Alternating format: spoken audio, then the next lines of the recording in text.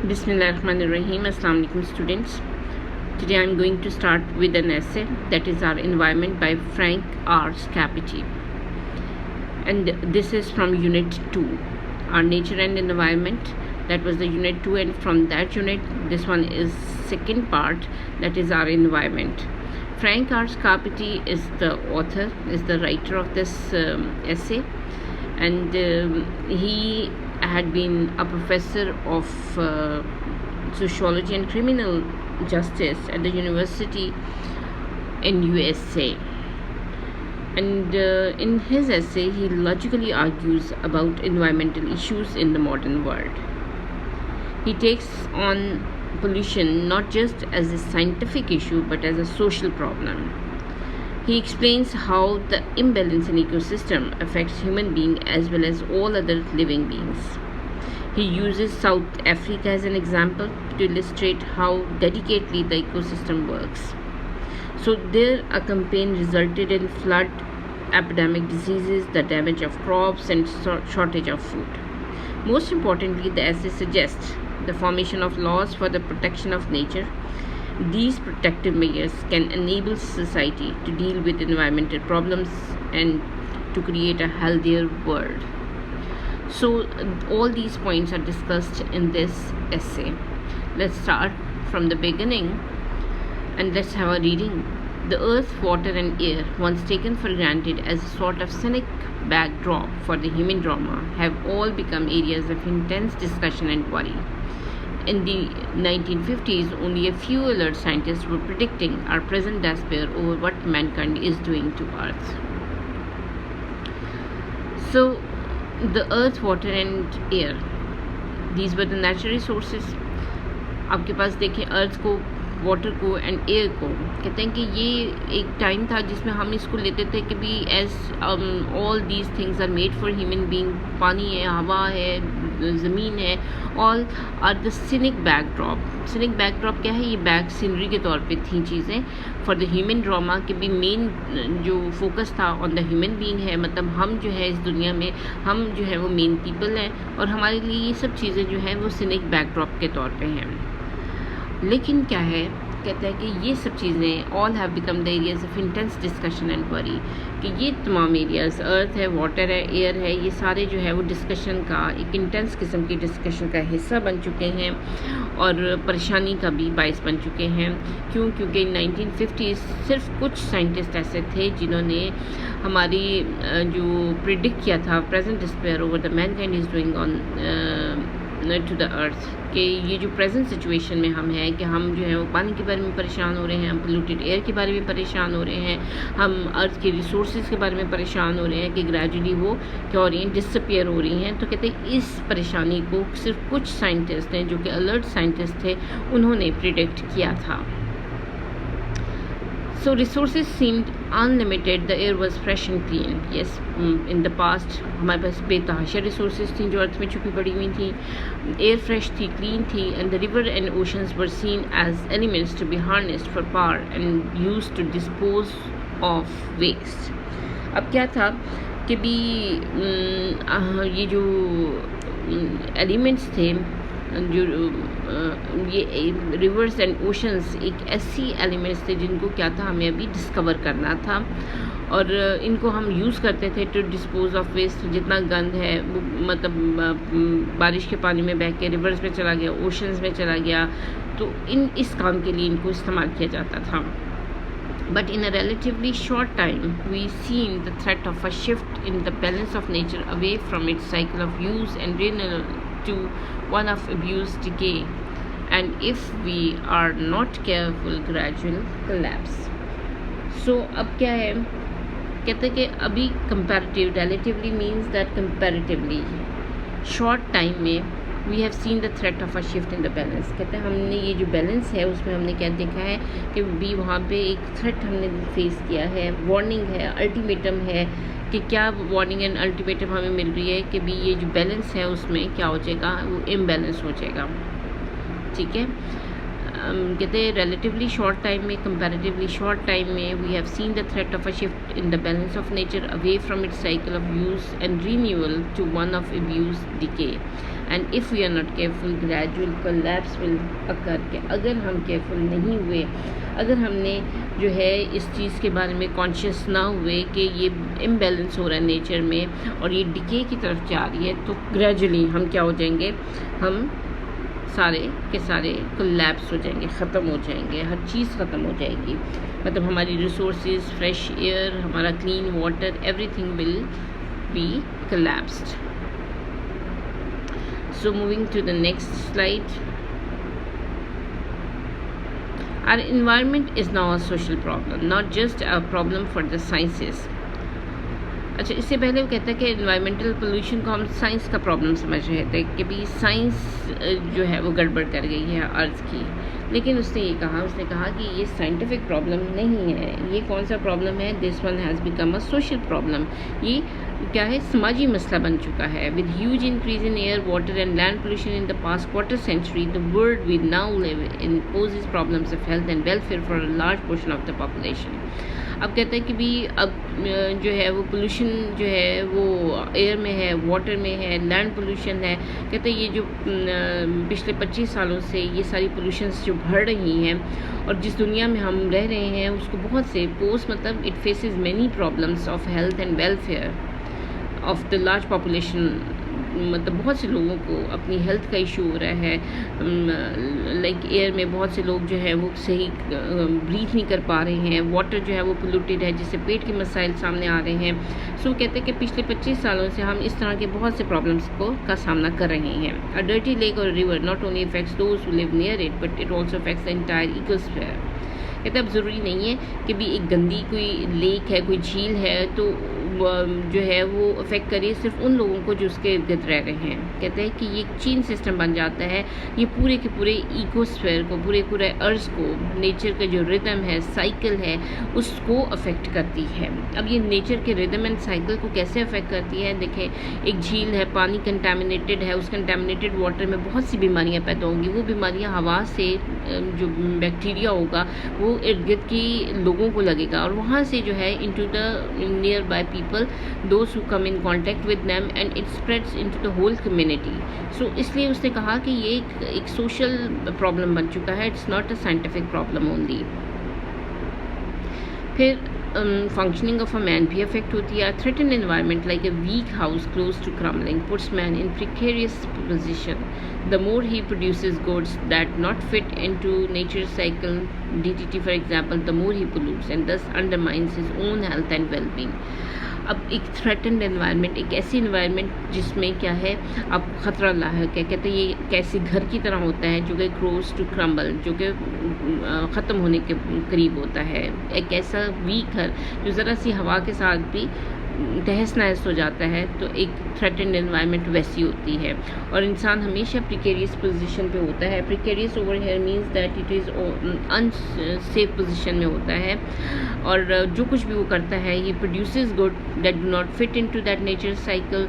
तो वो क्या होता है, वो जो ऐसी चीज़ जो समझता है कि भी मैं अच्छा कर रहा हूँ लेकिन वो इन्वायरमेंट में चूँकि अच्छी नहीं होती है तो वो इन्वायरमेंट को और पोल्यूट कर देता है और इस तरह से अपनी ही हेल्थ के लिए, अपनी ही वेलबींग के लिए क्या कर लेता है, उसको अंडरमाइन कर लेता है, उसको भी लाइक इरोड कर देता है, ख़त्म कर देता है, अपनी हेल्थ के लिए इश्यूज़ क्रिएट कर लेता है। सो अगर हम इस पैराग्राफ को फिर से एक दफ़ा देखें तो क्या है, उसने कहा कि भी एक ऐसी थ्रेटन्ड एनवायरनमेंट जिसमें ख़तरा लाहक है, जिसमें पोल्यूटेड एयर है, जिसमें पोल्यूटेड वाटर है, तो कहते हैं वो एक ऐसे घर की तरह होता है जो कि क्रम्बल डाउन होने के करीब होता है, जो ख़त्म होने के या it is about to collapse. तो वो कहता है कि भी ये सिचुएशन जो होती है प्रिकेरियस पोजीशन होती है, ये अनसेफ पोजीशन होती है। इंसान अपनी बेहतरी के लिए काम करता है और उस बेहतरी में वो कुछ ऐसी चीज़ें जो कि इन्वायरमेंट में फ़िट नहीं होती हैं वो प्रोड्यूस करता है और इससे अपनी हेल्थ को, अपनी वेल बींग को मज़ीद ख़तरा जो है वो लाहक कर लेता है। Biologists refer to the intricate web of relationships between all living things and the physical environment they share as the ecosystem. अब बायोलॉजिस्ट क्या कहते हैं कि आपके इकोसिस्टम के साथ एक इंट्रिकेट वेब होना चाहिए। अब उसने इसको किस तरह से जो है वो किया है, उसने कहा कि एक कॉम्प्लेक्स एंड कॉम्प्लिकेटेड किस्म का, intricate means complex and complicated किस्म का एक रिलेशनशिप है between all living things and their physical environment. ठीक है. There is a food chain in which organisms they produce their own food using the sun's energy and are eaten by small animals, which in turn are eaten by large animals, and the food technology chain is closed by bacteria and fungi. अब उसने ecosystem को यहाँ पे explain किया है. What an ecosystem is. कहते हैं ecosystem में क्या चीज़ है. ये एक फूड चेन होती है जिसमें जो है जो कुछ ऑर्गेनिजम्स ऐसे होते हैं जो अपना फूड खुद तैयार करते हैं, जैसे ग्रीन प्लांट्स हैं. इन ग्रीन प्लांट्स को स्मॉल एनिमल्स खा लेते हैं, फिर इन स्मॉल एनिमल्स को जो है वो लार्जर एनिमल्स दे ईट. इस तरह से ये फूड चेन जो है उसको क्लोज करते हैं बाय बैक्टीरिया एंड फंजाई. जैसे like big animals when they die and और उसको जो है वो बैक्टीरिया एंड फंजाई डिकम्पोज कर देते हैं. इस तरह से ये इकोसिस्टम जो है वो रन करता रहता है. ठीक है. अब उसने ये कहा कि बायोलॉजिस्ट जो हैं वो इस देवर ऑफ द व्यू कि there is an intricate web of relationship between all living things and the physical environment. जितने लिविंग थिंग्स हैं उनकी और उनकी फिजिकल एनवायरनमेंट में, उनके इकोसिस्टम में there is a very complex relationship. और ये एक फूड चेन है जिसमें प्लांट से शुरू होकर बैक्टीरिया एंड फंजाई पे ये फूड चेन ख़त्म होता है.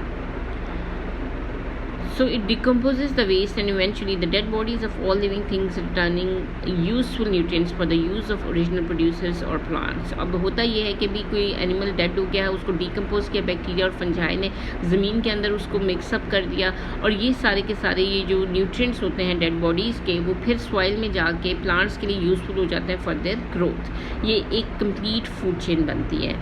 Each element necessary for life such as carbon, nitrogen, phosphorus goes through cycles of use and reuse. Although at certain periods in the cycle, if the element is not available for use, it eventually re-enters the cycle. Population of all animals in the ecosystem are adjusted through natural forces such as disease and predation to a size in keeping with the food supplies the environment can provide. यहाँ पे वो क्या बता रहा है, उसने ये कहा है कि ये इकोसिस्टम जो है वो बैलेंस्ड फॉर्म में रहता है. इसमें जो डिफरेंट टाइप्स ऑफ जैसे उसने कार्बन का एलिमेंट्स का जिक्र किया, कार्बन है, नाइट्रोजन है, फास्फोरस है. कहता है कि ये जो है एक साइकिल इनका चलता है, इनका यूज़ और इनका रीयूज़ होता है. और कुछ एलिमेंट्स जो हैं वो अगर वक्ती तौर पे अवेलेबल ना हो तो eventually gradually they enter into the cycle. इसी तरह से जो जितनी भी पॉपुलेशन है, जितने भी एनिमल्स हैं इकोसिस्टम में, वो नेचुरल फोर्सेस के थ्रू एडजस्ट होते हैं. मतलब पॉपुलेशन इंक्रीज़ हो गई, डिजीज़ आ गई या ज़्यादा जो है वो जो कह लें कि भी उसको बैलेंस रखने के लिए एक अल्लाह के एक निज़ाम है कि चीज़ें जो हैं वो खुद ब खुद जो है वो अपने आप को बैलेंस कर लेती हैं. मतलब थ्रू डिजीज़ और प्रीडेशन, मतलब आप प्रीडेशन मीन्स हंटिंग के थ्रू नंबर ऑफ़ एनिमल्स जो है वो बैलेंस रहता है. To the size keeping with the food supplies the environment can provide. So environment में अपना भी एक बैलेंस चल रहा होता है जिसमें क्या होता है कि वो population and the food supply का जो है वो एक सिलसिला बैलेंस फॉर्म में रहता है. अगर पॉपुलेशन ज़्यादा हो जाती है तो कुछ नेचुरल फोर्सेस होती हैं, जैसे कि कोई डिजीज़ स्प्रेड हो गई या कोई प्रीडेशन हंटिंग हो जाती है, जिससे साइज़ जो है वो बैलेंस्ड रहता है. A change in any part of delicately functioning ecosystem carries widespread and often unexpected repercussions. An illustration can be seen in the outcome of the campaign waged in South Africa against the hippopotami that used to graze on agricultural land along the river banks. The hippo population was successfully reduced, but the new problem set in. अच्छा, अब उसने क्या कहा, उसने कहा कि भी अगर हम बहुत ही केयरफुली काम करें और इसके किसी भी पार्ट में जो है वो कुछ तब्दीली लेकर आएँ, तो क्या कहते हैं कि भी कुछ गैर मुतवक्का नताइज जो है वो सामने आते हैं. A change in any part of the delicately functioning ecosystem, कहते हैं ये जो इकोसिस्टम है ये बहुत डेलिकेटली इंट्रिकेटली जो है वो काम कर रहा होता है. उसमें कोई भी चीज़ की तब्दीली जो है वो बहुत गैर मुतवक्का नताइज, मतलब अनएक्सपेक्टेड रिपरक्यूशंस का हामिल हो सकता है. अनएक्सपेक्टेड रिज़ल्ट्स सामने आ सकते हैं और वो जो रिज़ल्ट्स होते हैं वो डेफिनेटली उसकी कॉन्सिक्वेंसेस, रिज़ल्ट्स या रिएक्शंस जो भी रिपरक्यूशंस का मतलब है तो वो सामने आएंगे। कहते हैं इसकी एक एग्जांपल, इलस्ट्रेशन मीन्स एग्जांपल जो है वो एक इसमें साउथ अफ्रीका में उन्होंने एक कैंपेन लॉन्च की थी, which means that they started a campaign in South Africa against hippopotami that used to graze on agricultural land. Hippo जो है वो एग्रीकल्चर लैंड पे ग्रेज करता है और रिवर बैंक्स के करीब मौजूद होता है। हिप्पो क्या है, is an animal. The hippo population was successfully reduced. कहते हैं उसको इन्होंने हिप्पो की पॉपुलेशन को ज़रा कंट्रोल करने की खुद कोशिश की एट देयर ओन लेवल, लेकिन क्या हुआ, नए प्रॉब्लम सामने आए। It turned out that the movement of the hippos through the river kept the channels open. Without them, the river silted up and then overflowed their banks. अब बात के सामने आई कि चूँकि वो रिवर बैंक के इर्द गिर्द पाए जाते थे, वो पानी में से चलते थे, तो वो जो नीचे सिल्ट होती है, वो जो उसके ऊपर पानी के साथ जो है वो रेत और मिट्टी जो है वो जम जाती है और उससे रिवर का जो है वो लेवल हाई हो जाता है। तो जब तक ये चलते रहते हैं वहाँ पे, तो ये सिल्ट जो है वो आगे की तरफ फ्लो होती रहती है। लेकिन जैसे ही इनकी पॉपुलेशन रिड्यूस की गई, नंबर ऑफ़ हिप्पोस कम किए गए, तो इनका चलना फिरना भी वहाँ पे कम हो गया। तो जो रिवर्स हैं वो वहाँ पे वो डिसिल्टेड अप और वहाँ पे जो वाटर का लेवल हाई हो गया और इर्द गिर्द का इलाका जो है वो लाइक अंडर वाटर आ गया। सो यहाँ पे I am going to read it कि भी क्यों क्या कहना चाह रहा है। Through the rivers kept the channels open. Without them, the river silted up and then overflowed their banks. The floods damaged crops and homes. Moreover, the resulting stagnant pools permitted a huge increase in the population of water snails, which served as hosts for one stage of the life cycle of a parasite that causes the sometimes fatal diseases, schistosomiasis. So the net result of the attempt to stop the hippos grazing was a shortage of food and disease epidemic. अब इसमें आपको जो word मुश्किल लग रहा होगा, schistosomiasis, that is a kind of a disease जिसको हम स्नेल फीवर कहते हैं। अब इसमें उसने बताने की क्या कोशिश की है, actually he wanted to tell you people कि जब एक आप नेचुरल प्रोसेस में से हिप्पो की पॉपुलेशन को खुद कम करने की कोशिश करते हैं तो क्या हुआ, एक तो ये कि जो वहाँ के नियर बाय जो लेक्स हैं या रिवर्स हैं उनका लेवल हाई हो गया। इससे इर्द गिर्द के इलाके में क्या हुआ, वो जो लाइफ है वो डिस्टर्ब हुई, वहाँ पे फ्लड्स आए, क्रॉप्स और होम्स डैमेज हुए, resulting stagnant pools permitted a huge increase in the population of water snails. Water snails की जो है वो नंबर वहाँ पे बढ़ गया और उसने बहुत एक डिज़ीज़ कॉज की जिसको शिस्टोसोमियासिस कहते हैं। और उसने नेट रिज़ल्ट ये निकाला कि अगर आप हिप्पोस की ग्रेजिंग को जो है वो वहाँ पे स्टॉप करेंगे तो डेफिनेटली क्या होगा, शॉर्टेज ऑफ फूड भी होगी और डिजीज़ एपिडेमिक भी वहाँ पे फैलेगी। That is all for students for today.